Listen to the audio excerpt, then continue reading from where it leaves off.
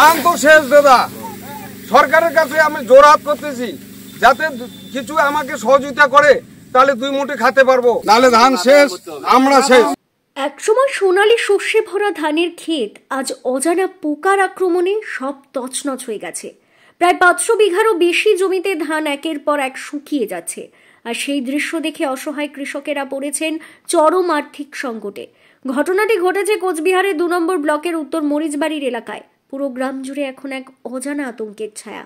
প্রথম দিকে কৃষকেরা ভেবেছিলেন সাধারণ রোগ, কিন্তু পরে দেখা যায় এক অজানা পোকার দাপটে গোটা ক্ষেত জুড়ে ছড়িয়ে পড়েছে ধ্বংসযজ্ঞ। নানান কীটনাশক ব্যবহার করেও কোনো ফল মেলেনি। আজ ধানহীন জমি আর দিশেহারা কৃষকের আর্তনাদে ভরে উঠেছে গোটা গ্রাম। বুক ভরা স্বপ্ন, সেই সাথে আগামী দিনে নিজের পরিবারকে হাসি খুশি রাখবার জন্য দিন রাত এক করে যেই ধান জমিতে তারা লাগিয়েছিলেন, সেই ধান আর আজ নেই, সব শেষ। রাগ, দুঃখ, কষ্ট নিয়ে কি বলছেন স্থানীয় কৃষক পরেশ অধিকারী ও ধনকান্ত রায়, শুনবো। রোয়া গাড়ছি আমি জল ছেকা, তারপর রোয়াটা ভালো লাগলো, লাগার পরে ধান উঠতেছে, ভালোই লাগতেছে, চাপান টাপান দিলাম, চাপান দেওয়ার পরে স্প্রে করছি, স্প্রে করার পরে কিছুদিন পরে একটু বৃষ্টি আসলো, বৃষ্টি পরে তারপরে যে পোকা লাগলো, এত স্প্রে করছি, তারপর ওয়েদারও খারাপ হয়ে গেল, রাতারাতি ধানটা শেষ হয়ে গেল আমাদের। মানে কত বিঘা জমি এখানে এই অবস্থা? এখানে ধরে রাখেন যে 400-500 বিঘার মতন এইরকম হয়ে যাবে। মানে কেন এই ধরনের কি মনে হচ্ছে? এগুলো কি, এগুলা কি পোকা আমরা তো জানতে পারতেছি না, অনেকদিন থেকে চাষবাস করি। হ্যাঁ, এই ধরনের অনেক প্রোডাক্ট দিছি, ভালো ভালো প্রোডাক্ট ফার্টিলাইজার থেকে আনতেছি, দিতেছি, সবাই দিতেছে, কিন্তু কাজ হচ্ছে না। মানে ধান যখন বাইরে হয় তখনই শুরু হয়ে গেছে রাতারাতি। মানে যখন থেকে ধানের শীষ বের হয় তখন থেকে এই ধরনের পোকা। মানে পোকাটা কিভাবে ছড়াচ্ছে ক্ষেতের পর ক্ষেত? ক্ষেত একটু দেখা গেল যে আজকে একটা চাকা, রাতারাতি একটা খটু শেষ বা 2টা খটু শেষ। রাত আমরা ভাবতেছি এখন সরকার কি ব্যবস্থা করে, আমরা তো কোথায় যাইতে পারবো না, সরকার কি ইয়ে করে, আমার মুখ্যমন্ত্রী দেবে কি না, আমরা তো না খেয়ে মারা যাবো। আপনার নাম? পরেশ অধিকারী। বাড়ি কোথায়? মরিচবাড়ি। নিবেদন, সরকার যদি আমাদের কিছু মানে সহযোগিতা করে আর কি, নাহলে তো মাঠে মারা যাবো, নাহলে তো আমাদের সুইসাইড করার তারা উপায় থাকবে না। কি বলবো, খেতে যে অবস্থা, এটার উপর আমাদের সারা জীবন চলতে হয়, সারা বছর খোরাক আমাদের, এটা কৃষিকাজের উপর আমার ডিমেন্ড। হ্যাঁ, আমরা খাবো কি এখন? এখন আমাদের নিবেদন, আমাদের দিদি আছে, উনি মুখ্যমন্ত্রী আমাদের, হ্যাঁ, যদি আমাদের কিছু আর্থিক সহযোগিতা করে তাহলে উপকৃত হব, তাহলে তো মাঠে মারা যাবো আমরা। আপনার নাম? ধনকান্ত রায়। বাড়ি? বাড়ি মরিচবাড়ি, উত্তর মরিচবাড়ি। শুধু কৃষক নয়, তাদের স্ত্রীরাও রয়েছেন আতঙ্কে, কারণ তাদের স্বামীরাই দুশ্চিন্তায় কখন কি যেন করে ফেলে। তাই প্রতি মুহূর্তে তাদের সান্ত্বনা দিচ্ছেন, ধৈর্য ধরলে হয়তো আগামী দিনে ভালো ফল পাবেন। কি সমস্যা হয়েছে?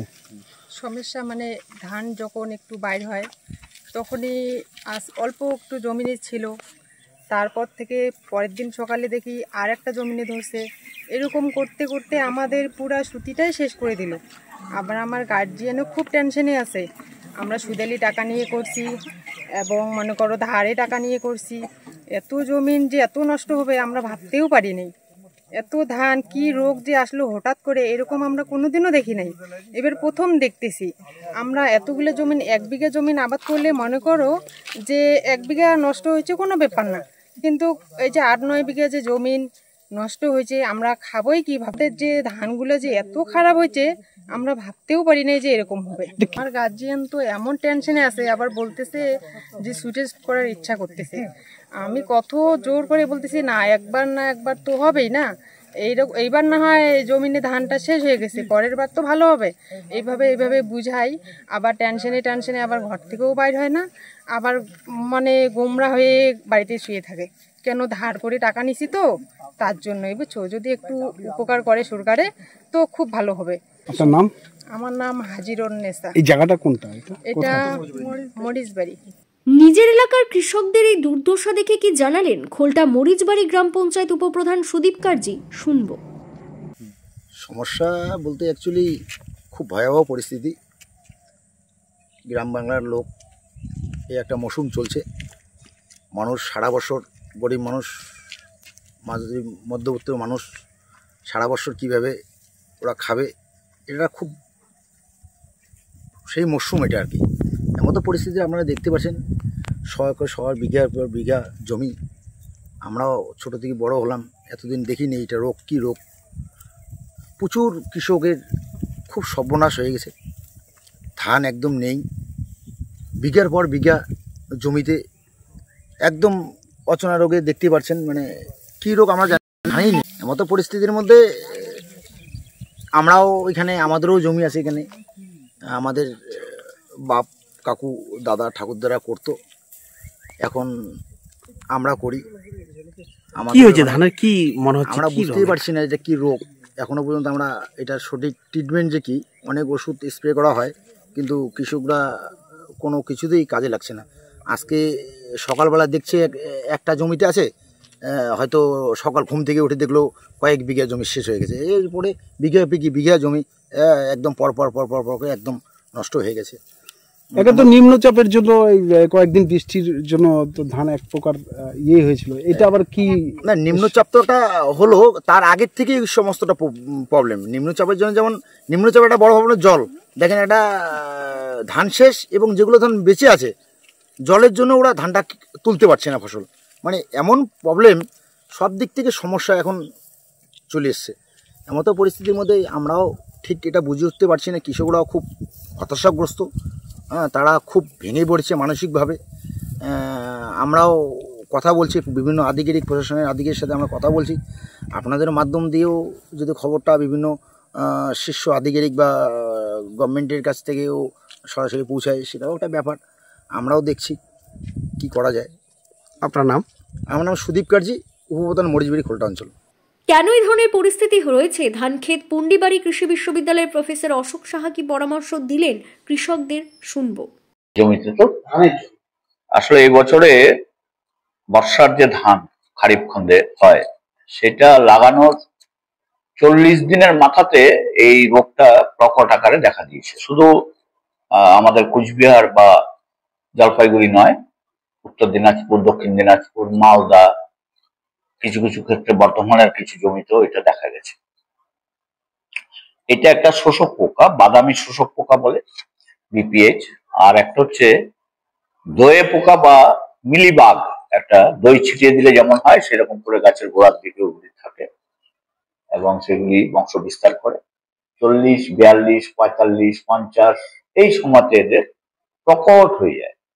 যখন এটা প্রথমে অ্যাটাক হয়, 40 দিনের মাথায় যখন ধরা পড়ে, তখন চাষিরা দেখে হচ্ছে গোল হয়ে ছুপ হয়ে জমিটায় ধান গাছগুলি বসে গেল।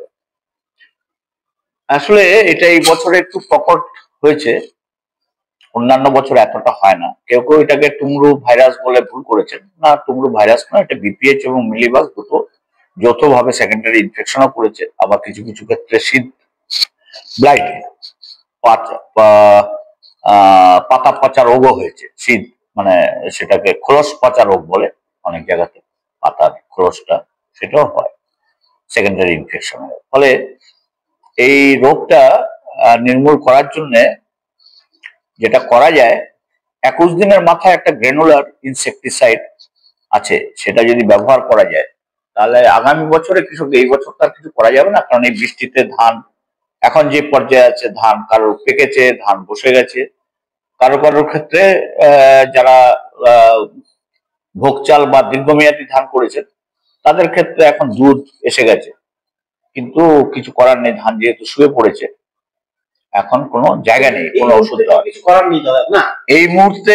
কৃষক ভাইদের কিছু করণীয় নেই, কারণ চাষ করে তখন কি আগামী বছর যখন চাষ করবেন তখন বীজতলায় ধানের বীজ ফেলার আগে ভেবিস্টিন দিয়ে শোধন করবেন বীজ, ধানের বীজ। তারপর চারার বয়সটা খুব বেশি করবেন না, 21 থেকে 25 দিন, সর্বোচ্চ 30 দিন, যেটা সাধারণভাবে কৃষকরা জানেন। 5 মাসের ধান যদি হয় তাহলে 5 সপ্তাহ বীজতলায় রাখবেন, চারার বয়স হবে 5, যত মাস তত সপ্তাহ চারার বয়স হবে, সেই চারাটাই রোয়া করবেন। রোয়া করার 21 দিনের মাথায় একটা গ্র্যানুলার ইনসেকটিসাইড বাজারে এসছে, খুব ভালো কাজ করে ওটা আছে হচ্ছে আপনার থায়োমিথক্সাম, ফিপ্রোনিল আর ক্লোরান্ট্রানিলিপ্রোল, এই 3টে কম্পোজিশন একসঙ্গে পাওয়া যাচ্ছে। এটার বাজারি নাম হচ্ছে স্টেমলি। একটা ট্যাগ টিএজি স্টেমলি, এটা বাজারে এসে গেছে। আপনারা ব্যবহার করবেন 21 দিনের মাথায় প্রতি একরে 2 কেজি একটা। আর যদি দেখেন যে আপনার জমিতে গতবারে হয়েছিল, সেই ক্ষেত্রে 21 দিনে একরে 2 কেজি দেওয়ার পরে প্রয়োজন মতো 1 কেজি আবার 42 থেকে 45 দিনের মধ্যে 1 কেজি প্রতি একরে দেবেন। দিলে এই মিলিবাগ বা বিপিএসটা কিন্তু আপনাকে অ্যাটাক করার হাত থেকে বাঁচাবে। অন্য কোনো ওষুধ ক্লোরোপাইরিফস বা সাইপারমেথ্রিন জাতীয় ওষুধ দিয়ে কোনো লাভ নেই এই রোগটায়। অনেকে ব্যবহার করেছেন, অনেক কিছু দিয়েছেন, কিন্তু ওই জন্য ওটা কাজ করেনি। যখন দেখেছেন তখন অলরেডি গাছের গোড়ায় পচা গন্ধও বেরিয়ে গেছে, ফলে এটা কাজ করবে না। আপনারা আগামী বছর একটু সতর্কতামূলক ব্যবস্থা নিন। আর এইটা ব্যবহার করলে যেটা হয়, ধানের শিকড়গুলির বৃদ্ধি বেশি হয়, আর হচ্ছে আপনার চিটা ধানের পরিমাণটা কমে যায়। এটা ব্যবহার করুন, তাহলে দেখবেন যে আপনারা কিছুটা বিস্তার পেয়ে যাবেন। আর এই ধরনের সমস্যা এইবারই আসলে দীর্ঘদিন পরে এই রোগটা মিলিবাগ এবং বিপিএইচ একসঙ্গে অ্যাটাক করলো, যার জন্য গোল গোল হয়ে বসে গেছে। এটা ঠিকই বলেছে, আগে শুধু বিপিএইচ আসতো, বাদামি শোষক পোকা, অথবা মিলিবাগটা ধানে খুব একটা দেখা যায়নি এই বছরে যতটা দেখা গেছে। ধানের মিলিবাগটা জবা ফুলে যেটা হয় দয়ে পোকা, সেটা নয়, সেটা একটু ডিফারেন্ট। তো এটা নিয়ে আমাদের বিধানচন্দ্র কৃষি বিশ্ববিদ্যালয়ের একজন বিজ্ঞানীর সঙ্গে কথা হলো। তিনি স্যাম্পলটা সংরক্ষণ করে আমরা যদি পাঠাতে পারি ওনাকে, তাহলে উনি একটা পরীক্ষা নিরীক্ষা করবেন।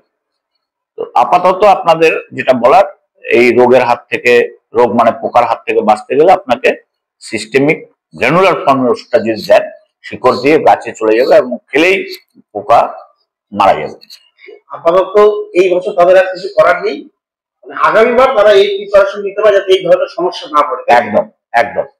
আপনি যারা কৃষক আছেন, যদি এই কম্পোজিশনে যেটা বললাম সেটা অন্য ওষুধ আমি জানি না, এখনো পর্যন্ত বেরোয়নি, তাহলে এটাকে দিয়ে আপাতত আপনারা রক্ষা করুন। আর তার বাইরে যদি কিছু দরকার পড়ে পরামর্শের জন্য, সরাসরি আপনারা উত্তরবঙ্গ কৃষি বিশ্ববিদ্যালয়ে এসে যোগাযোগ করুন, আপনারা প্রয়োজনীয় পরামর্শ পেয়ে যাবেন। তবে কোচবিহার জেলার কৃষি আধিকারিক অসিত বরুণ মণ্ডল জানান, এই মুহূর্তে আর কিছু করবার নেই। আমরা প্রতিনিয়ত কৃষকদের সচেতন করে থাকি। আগামীতে ওই কৃষি জমিগুলিতে আরো সচেতনভাবে এবং পরামর্শ নিয়ে ধান চাষ করানো হবে। বর্তমানে আক্রান্ত কৃষকেরা কৃষক বন্ধু প্রকল্পের আওতায় থাকায় প্রশাসনের তরফে সহযোগিতা করা হয়। সেই সাথে প্রত্যেক কৃষককেই বীমা প্রকল্পে অন্তর্ভুক্তির পরামর্শও দেওয়া হয়েছে। একজন কৃষকের জন্য ফসল কেবল আয়ের উৎস নয়, তা তার জীবন, তার আশা। আজ উত্তর মরিচবাড়ির ধান ক্ষেতের মতো শুকিয়ে যাচ্ছে সেই আশার প্রদীপও।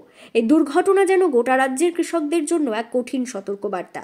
সময় মতো সচেতনতা ও প্রশাসনিক সহযোগিতাই পারে ভবিষ্যতের এই বিপর্যয় রুখতে। Bureau news, ABN 24x7, Cooch Behar.